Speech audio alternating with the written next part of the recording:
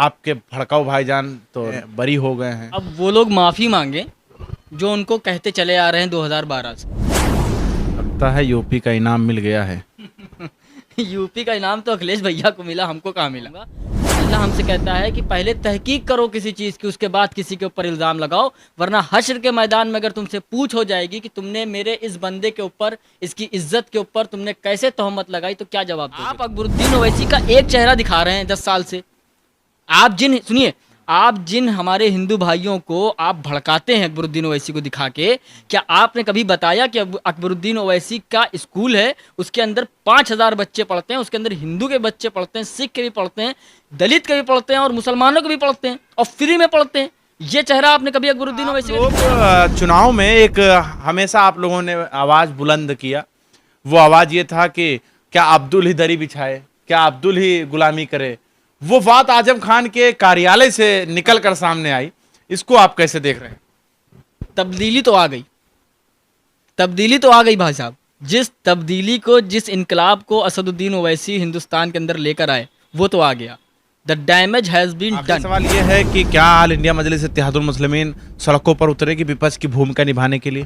तो चलिए, असेंबली में नहीं भेजा लड़ने के लिए, कोई बात नहीं, लेकिन इंशाअल्लाह हम संविधान के दायरे के अंदर रह के, जो अम्बेडकर साहब ने हमको हक दिए हैं, हम उन हकों को लेकर ज़मीन पर इस मुल्क के लोगों की, गरीब तबके की, पिछड़ों की, सबकी हम लड़ाई लड़ेंगे। उत्तर प्रदेश के अंदर नहीं, पूरे देश के अंदर।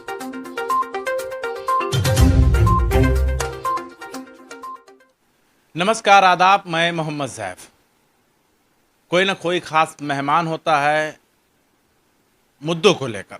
इस वक्त हमारे साथ जो मौजूद हैं वो ऑल इंडिया मजलिस इत्तेहादुल मुस्लिमीन के ज़िला प्रवक्ता यानी लखनऊ से तौफीक खान मौजूद हैं, और जिनसे हम जिन मुद्दों पर बात करेंगे वो मुद्दा है कि अकबरुद्दीन ओवैसी को कोर्ट ने बरी कर दिया है, और दूसरा जो सवाल होगा वो आज़म खान को लेकर है, और तीसरा जो सवाल होगा वो एमएलसी चुनाव को लेकर होगा, और चौथा जो हमारा सवाल होगा वो शिवपाल सिंह यादव को लेकर सवाल होगा। ये चारों सवाल हम जो है तौफीक खान से जानेंगे। तौफीक खान जी, सबसे पहले तो बधाई कैसा देना चाहेंगे? आपके भड़काऊ भाईजान तो रिहा हो गए हैं, बरी हो गए हैं। भाई भड़काऊ भाईजान तो अब वो लोग माफ़ी मांगे जो उनको कहते चले आ रहे हैं 2012 से, क्योंकि कोर्ट ने तो कह दिया है कि अकबरुद्दीन ओवैसी बरी हैं, उनके खिलाफ कोई एविडेंस नहीं है ऐसा। तो अब वो लोग माफ़ी मांगे, क्योंकि अगर अभी भी वो लोग अगर बोलेंगे कि अकबरुद्दीन ओवैसी भड़काऊ भाषण देते हैं और भड़काऊ भाईजान हैं, तो फिर वो कोर्ट के फैसले के खिलाफ बात कर रहे हैं, और जो कोर्ट के फैसले के खिलाफ बात करे इस देश के अंदर, तो वो समझ ले कि वो देश में कहाँ पर खड़ा है। अब वो अपने समझ ले। लगता है यूपी का इनाम मिल गया है। यूपी का इनाम तो अखिलेश भैया को मिला, हमको कहाँ मिला। उनको तो 111 सीटें दे दी ना मुसलमानों ने, हमको क्या मिला। हम तो चीखते रहे कि अपने वोट को बर्बाद मत करो। ये मैं आरोप नहीं लगा रहा हूँ, सोशल मीडिया पर लगातार लोग आरोप लगा रहे हैं कि ये जो बरी हुए हैं अकबरुद्दीन ओवैसी, उसका यानी यूपी हराने का समाजवादी का और बीजेपी को जिताने का इनाम मिला है। सोशल मीडिया पर इस तरीके से वायरल हो रहा है। अच्छा, मैं उन भाइयों से कहना चाहूँगा कि थोड़ा सा वक्त निकाल कर जो है स्टडी कर लिया करिए, थोड़ा पढ़ाई कर लिया करिए। पढ़ाई ये करना है, आपको देखना ये है कि जो उत्तर प्रदेश के अंदर मुसलमानों का समाजवादी को वोट मिला है, वो वोट मिला है 80%। जब 80% वोट सिर्फ समाजवादी को, मुसलमानों को गया है, तो फिर ओवैसी साहब ने क्या वोट काट दिया। आपको पता करना चाहिए कि एमआईएम को उत्तर प्रदेश के अंदर कितना वोट मिला है मुसलमानों का। आपको इस चीज़ का पहले डेटा कलेक्ट करना पड़ेगा, उसके बाद आपको किसी पर इल्ज़ाम लगाना पड़ेगा। क्योंकि हमारा दीन जो है, रमज़ान का महीना है, मैं थोड़ा सा दीन से के ताल्लुक से बात करूंगा। उन लोगों को जवाब देना चाहूँगा कि अल्लाह हमसे कहता है कि पहले तहकीक करो किसी चीज़ की, उसके बाद किसी के ऊपर इल्ज़ाम लगाओ, वरना हश्र के मैदान में अगर तुमसे पूछ हो जाएगी कि तुमने मेरे इस बंदे के ऊपर, इसकी इज्जत के ऊपर तुमने कैसे तोहमत लगाई, तो क्या जवाब दोगे तुम? पहले डेटा का इस्तेमाल करिए। आप पहले आप डेटा देखिए क्या है। डेटा 80% मुसलमानों का वोट समाजवादी को चला गया, और आप इल्ज़ाम लगाए फिर रहे हैं अखिलेश असदुद्दीन ओवैसी के ऊपर, तो ये बात गलत है। नहीं, आप अटक गए उत्तर प्रदेश में, लेकिन अगर देखा जाए तो वो वीडियो भी वायरल हुआ था अकबरुद्दीन ओवैसी। 15 मिनट के लिए पुलिस हटाओ, फिर दिखाते हैं चुटकी बजाकर। आज तक, एबीपी न्यूज, जी न्यूज पूरी तरीके से उस वीडियो को जनता को दिखाने का काम करे कि देखो किस तरीके से लोगों को बांटा जा रहा है। बड़े जो है अलंबरदार हैं डिवाइड एंड रूल के आज की मीडिया वाले। इनसे बड़ा डिवाइड एंड रूल करने वाला कौन है इस देश के अंदर? जब से 2014 से ऐसा नफरतों का जहर घोल कर रखा है पूरे देश के अंदर। हर रोज़ बैठा लेते हैं 4 से 5 लोग, ऐसा लड़वाते हैं टीवी के ऊपर। कैसा जब कोरोना आया तो जमाती जिम्मेदार, कुछ आया तो वो जिम्मेदार, कोई बोला तो ओवैसी जिम्मेदार। हमने अकबरुद्दीन ओवैसी ने जब बयान दिया था तो असदुद्दीन ओवैसी साहब ने कहा था कि जो है कोर्ट का फैसला होगा हम मानेंगे और आप भी मानेंगे। वरुण गांधी का फैसला आया तो जब हम वरुण गांधी के ऊपर पूछते हैं कि तो आप तो भट से बोलते हैं, नहीं वरुण गांधी के फैसले पे तो कोर्ट ने फैसला दे दिया ना, आप कैसे हैं कोर्ट के फैसले? तो आप कैसे हैं जो कोर्ट के फैसले पे बोल रहे हैं? आप कौन हैं? वरुण गांधी तो बीजेपी से हैं। मैं एक मिसाल दिया ना कि ओवैसी साहब भी तो कहते हैं तो ना। आप मिसाल उन्हीं वाले को दे रहे हो, आप पे आरोप भी बीजेपी भी टीम लगता है। आरोप तो हम ही पे लगेगा ना। क्यों? सिर्फ वरुण गांधी नहीं, देश के अंदर बहुत से ऐसे हुए हैं क्या क्या नहीं बोल जाते, लेकिन कोर्ट की मानते हैं ना। कोर्ट को उसमें एविडेंस नहीं दिखा। हम भी कह रहे थे कि ऐसी कोई बात नहीं है, ऐसी कोई बात नहीं, लेकिन आप तो मीडिया के ऊपर ऐसा प्रोपेगेंडा। आप अकबरुद्दीन ओवैसी का एक चेहरा दिखा रहे हैं 10 साल से। आप जिन हमारे हिंदू भाइयों को आप भड़काते हैं अकबरुद्दीन ओवैसी को दिखा के, क्या आपने कभी बताया कि अकबरुद्दीन ओवैसी का स्कूल है, उसके अंदर 5000 बच्चे पढ़ते हैं, उसके अंदर हिंदू के बच्चे पढ़ते हैं, सिख के भी पढ़ते हैं, दलित के भी पढ़ते हैं और मुसलमानों के भी पढ़ते हैं और फ्री में पढ़ते हैं? ये चेहरा आपने कभी अकबरुद्दीन ओवैसी का दिखाया? अकबरुद्दीन ओवैसी साहब अस्पताल चलाते हैं, उसके अंदर गरीब लोगों का इलाज होता है। वो तो किसी को नहीं पूछते कि भैया तुम बताओ तुम कौन हो, हिंदू हो कि मुसलमान हो। वो तो कहते हैं भारतीय हो, वो कहता है हाँ मैं भारतीय हूँ, बस आ जाओ। हम तो भारतीय और हिंदुस्तानी होने के बुनियाद पे लोगों को पढ़ाते हैं और लोगों का इलाज करते हैं। ये चेहरा कोई नहीं दिखाता अकबरुद्दीन ओवैसी का। 10 साल से उस आदमी को बदनाम करके रख दिया पूरे देश के अंदर। असदुद्दीन ओवैसी को इतना बदनाम किया इन सेकुलर पार्टियों ने, एजेंट हैं, ये हैं, कट्टर हैं, पट्टर हैं। क्या हुआ इसका अंजाम मालूम है आपको? 3 गोलियां चली असदुद्दीन ओवैसी के ऊपर। कोई है जिम्मेदार? कौन उठाएगी इसकी जिम्मेदारी? मीडिया उठाएगी जिम्मेदारी? जो दिन रात 9 बजे से जो है भाषण चला देते हैं, असदुद्दीन ओवैसी का भड़काऊ भाषण। अरे कहाँ भड़काऊ भाषण? मैं चैलेंज कर रहा हूं कि हिंदुस्तान के अंदर कोई पत्रकार हो या कोई लीडर आके बैठे मेरे सामने और असदुद्दीन ओवैसी के मामले पर मुझसे कहे कि ओवैसी साहब की ये लाइन जो है भड़काऊ है, मैं साबित करने को तैयार। बोलना भी नहीं है, अगर उत्तर प्रदेश में रहना है तो सही से रहना है, नहीं तो बुलडोजर बाबा तैयार रहेंगे, ये भी आप समझ लीजिए। क्या तो हम तो संविधान के दायरे में बोलते हैं ना। अगर किसी को संविधानिक भाषा पे भी अगर यही हैदराबाद में योगी जी की सरकार होती तो 2012 में जो है अकबरुद्दीन ओवैसी का घर ढा दिया जाता बुलडोजर से। मतलब आप कहना क्या चाहते हैं कि जो कोर्ट है हिंदुस्तान की वो सरकारों पे चलती है? ऐसा तो नहीं है ना। कोर्ट सबरीमाला का जजमेंट आया कि नहीं आया? सेंट्रल में तो कौन सरकार थी? बीजेपी की थी ना। कोर्ट निष्पक्ष होती है। आप कोर्ट पे ऐसा इल्जाम नहीं लगा सकते मेरे भाई। कोर्ट तो स्वतंत्र, जो हो रहा है उस पर तो सवाल किया जाएगा। कोर्ट स्वतंत्र होती है। कोर्ट ने कहा कि हमारे पास एविडेंस नहीं है, अब ये पूरे मुल्क को मानना पड़ेगा। बाबरी मस्जिद का फैसला आया कि नहीं? हमने क्या कहा? हमने कुछ कहा? हमने कहा जो कोर्ट का फैसला आया है, लेकिन हमारे ओवैसी साहब ने इतना कहा supreme court is supreme but not infallible. अचूक नहीं है, लेकिन हमने उसका विरोध नहीं किया कि नहीं नहीं हम नहीं मानेंगे। कोर्ट का सम्मान करते हैं क्योंकि मेरे ओवैसी साहब संविधान का सम्मान करते हैं और मेरे ही ओवैसी साहब बाबा साहब अम्बेडकर ही का सम्मान करते हैं। तो कोर्ट का फैसला जो आ गया अकबरुद्दीन ओवैसी पे, तो ये पूरे मुल्क को मानना पड़ेगा। और देश की मीडिया जिसने अकबरुद्दीन ओवैसी साहब के खिलाफ इतना जहर उगला है, मैं तो कहता हूँ कि 4 से या 9 बजे से अपना एक प्रोग्राम चलाएं और उस पर अकबरुद्दीन ओवैसी से माफ़ी मांगें कि आप भैया हमसे गलती हुई। सोशल मीडिया पर एक इसी मामले पर मुझसे सवाल पूछा गया कि किसी ऑल इंडिया मजलिस इत्तेहादुल मुस्लिमीन के प्रवक्ता से एक सवाल पूछ लेना कि ये प्रवक्ता मजलिस के हैं या बीजेपी के प्रवक्ता होते हैं। हम तो देश के प्रवक्ता हैं, हम तो देश के गरीबों की, आवाम की बात करते हैं। हमने कब बीजेपी की बात की? और बीजेपी को जो वोट देता है, बीजेपी का जो सपोर्टर है वो भी इस देश का है। अगर उसके साथ भी नाइंसाफ़ी होगी तो मैं बोलूँगा। मैं तो सबके लिए, मैं तो हमारे ओवैसी साहब तो देश के लिए बोलते हैं। हम किसी के बंधे नहीं हैं, हम किसी की जो है, हम तो देश के लिए काम कर रहे हैं। हम तो अपने मुल्क की जो है खुशहाली के लिए काम कर रहे हैं और देश का जो भी मुद्दा होगा हम बोलेंगे उस। चलिए आपको रामपुर लेकर चले। चलिए, क्या है वहाँ? तैयारी तो बड़ी खुशी है कि उधर से नाराजगी की जो है नाराजगी देखी जा रही है। खुशी तो आप बहुत ज्यादा होंगे। नहीं नहीं, हम खुशी नहीं है। हम ये सोचते हैं कि हम हंसे। खुशी है नहीं, हम ये सोचते हैं कि हम हंसें कि रोएं। हम थक गए हैं मेरे भाई। हम 10 साल से मुसलमानों को हाथ जोड़ जोड़ के समझा रहे हैं कि मेरे भाई सियासत में अपने आप को मजबूत करो। हमने 2000 अभी चुनाव में हमने कहा कि देखो तुम्हें समाजवादी को वोट दे रहे हो, ठीक है यार तुम्हारी मर्जी, लेकिन कम से कम अपने जिता तो लो, अपने 10 15 20 जिता लो कम से कम। अगर वो मुझको, मैं गारंटी दे रहा हूँ कि जीतने के बाद वो नहीं बोलेंगे, लेकिन तुम्हारे लीडर बोलेंगे। जैसे आज बिहार में अख्तरुल इमान साहब लड़ रहे हैं, हर मुद्दे पर खड़े हो रहे हैं, वैसे तुम्हारे अगर जीत गए तो। लेकिन मुसलमान इतना धोखा खाया, इतना धोखा खाया, उसके बाद भी नहीं समझ रहा। आजम खान पहले आदमी नहीं है, आजम खान पहले आदमी नहीं जिनके साथ ऐसा हुआ है। 70 सालों से मुस्लिम लीडरशिप के साथ यही हो रहा है। कोई मुस्लिम लीडर खड़ा हुआ उसको यूं उठाया और भद से गिराया। गुलाम नबी आज़ाद कहाँ हैं? नसरुद्दीन वो बसपा के क्या नसीमुद्दीन साहब नसीमुद्दीन सिद्दीकी कहाँ हैं? आज कोई उनका अता पता है? कांग्रेस में है, कहाँ, क्या उनकी वैल्यू है? आज क्या वैल्यू है? सत्ता में नहीं रहेंगे तो वैल्यू क्या? वो शायर साहब जो खड़े होकर मेरे हिंदुस्तान में तेरा अकबर बोल रहा हूँ और पढ़ते थे, आज क्या क्या नहीं हो रहा देश के अंदर, बोलने के लिए तैयार हैं? नहीं तैयार। प्रतापगढ़ी की बात कर रहे हैं क्या? बिल्कुल कर रहे हैं, हम बिल्कुल कर रहे हैं उनकी बात। कहाँ है आज? अच्छा, आप 10 दिन सुनिए, 10 दिन मेरे ओवैसी साहब उम्रा करने गए हैं।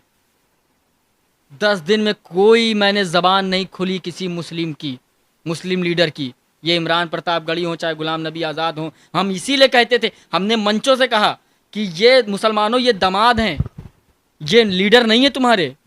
दामाद का काम क्या होता है ना, दामाद जब जाता है घर में उसकी खातिरदारी बहुत होती है, लेकिन जब बंटवारा होता है घर का तो दामाद को हिस्सा नहीं दिया जाता, हिस्सा तो बेटे को दिया जाता है अपने। तो ये सब दामाद की तरह हैं, आज हैं कल भगा दिए जाएंगे। न्योता देना चाहेंगे आजम खान साहब को, ऑल इंडिया मजलिस इत्तेहादुल मुस्लिमीन वाले? हम आज़म खान साहब की बहुत इज्जत करते हैं, और आज़म खान साहब के साथ जो भी समाजवादी पार्टी ने जो दोहरा रवैया जो अपनाया है, हमको बहुत बुरा लगा है। और हम तो उनके बेटे से भी अपील करेंगे कि वो अपने वालिद से कहें कि अब एक अच्छा फ़ैसला लें। मुसलमान इस वक्त बहुत मायूस है समाजवादी पार्टी से, अपनी उम्मीद वो देख रहा है असदुद्दीन ओवैसी की तरफ। हम तो ये चाहेंगे, क्या पद देंगे उनको?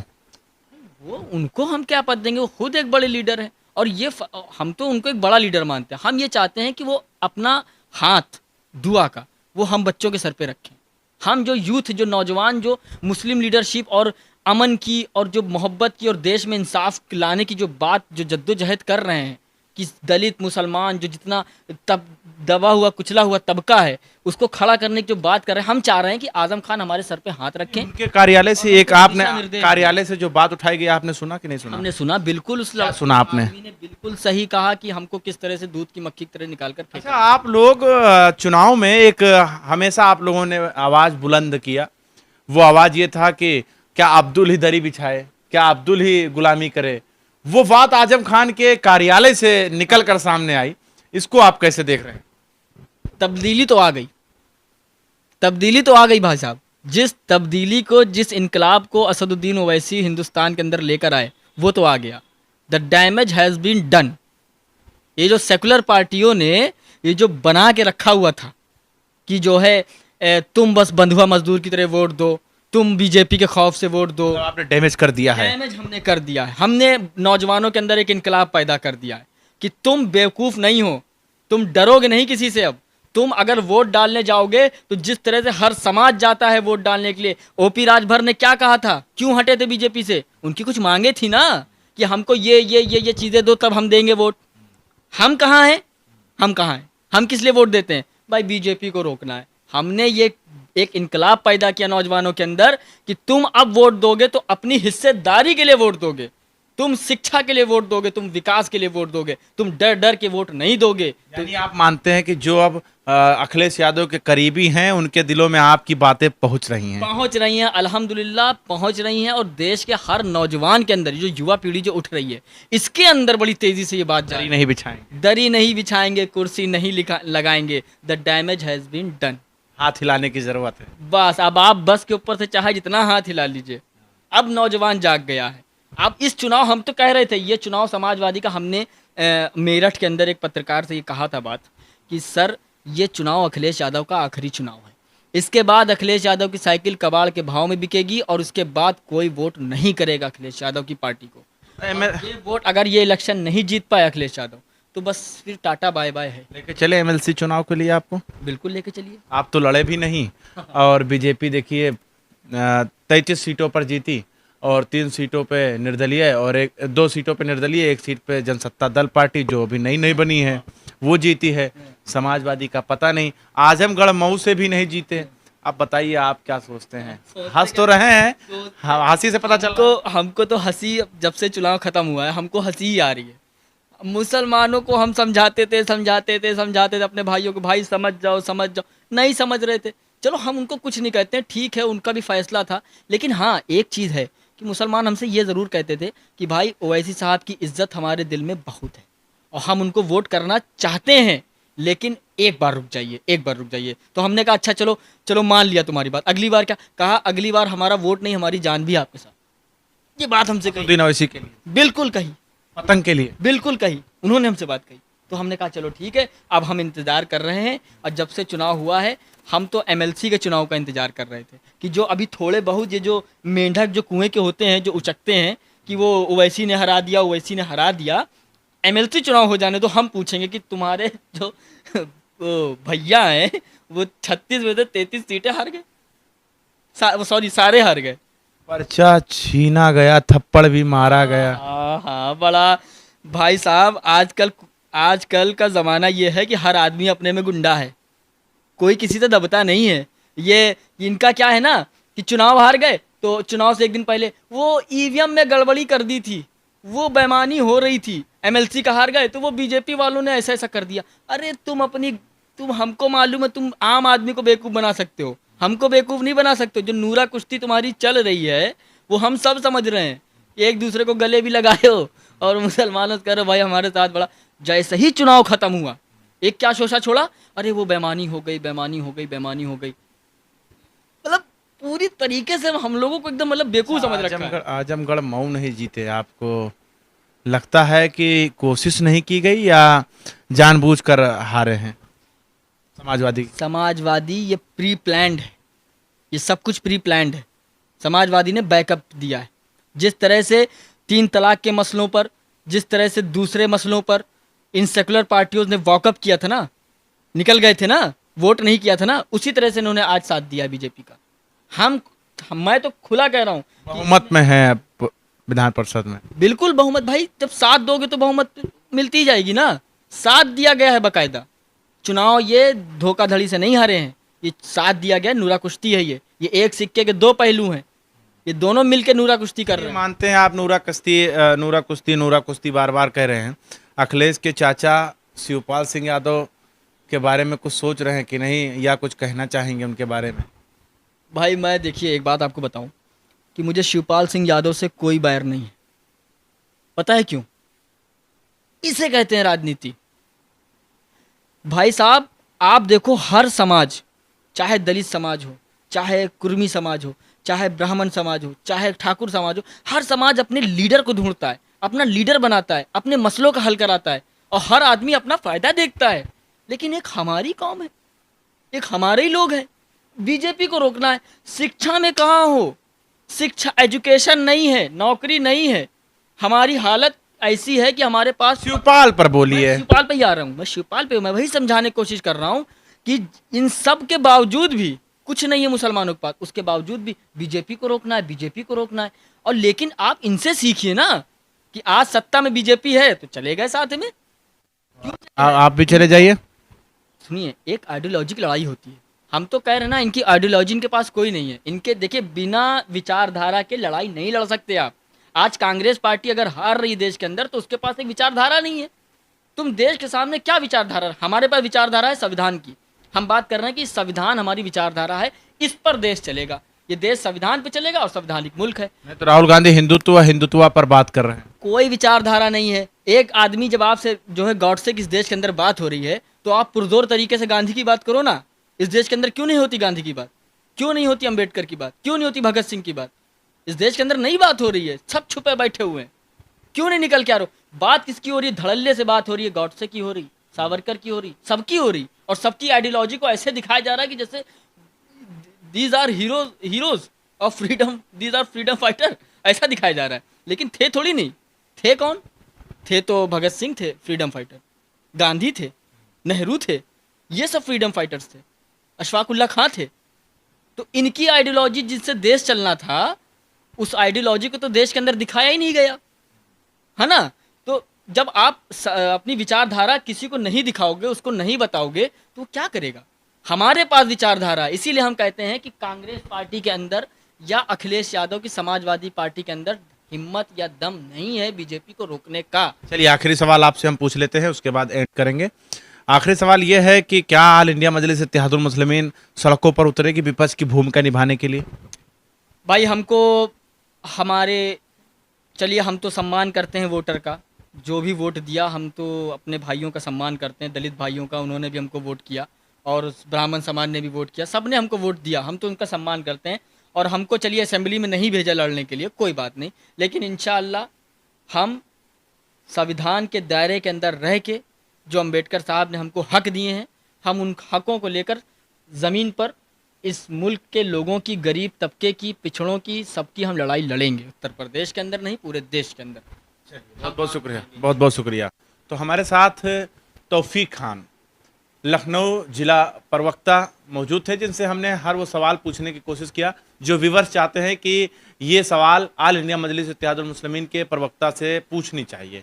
लेकिन अब आप सोचिए कि उत्तर प्रदेश के अंदर विधानसभा के चुनाव होते हैं, विधान परिषद के चुनाव होते हैं, बहुत सारे चुनाव होते हैं। कभी आज़म खान के सोशल मीडिया पर, यानी जो उनके मीडिया प्रभारी हैं, वो आवाज़ उठाते हैं। इन सारे सवालों को लेकर हम लोगों से सवाल पूछते हैं। आपको कैसे लगी हमारी ये वीडियो? कमेंट्स बॉक्स में अपनी राय ज़रूर दें और अपने दोस्तों को इस वीडियो को साझा करें।